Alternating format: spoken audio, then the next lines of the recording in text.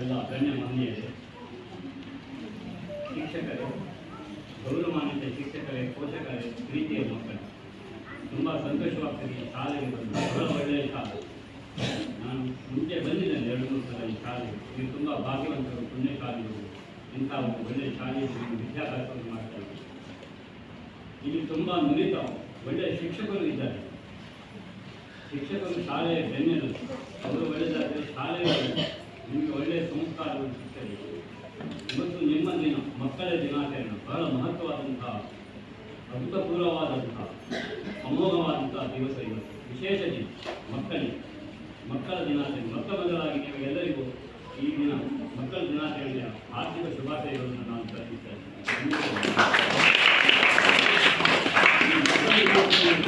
ಆಚರಿಸಲಾಗಿ ಯಾವಾಗಿನಿಂದ ಅದಕ್ಕೆ ಕಾರಣವೇನು? ಮಕ್ಕಳ ಕರ್ತವ್ಯಗಳು.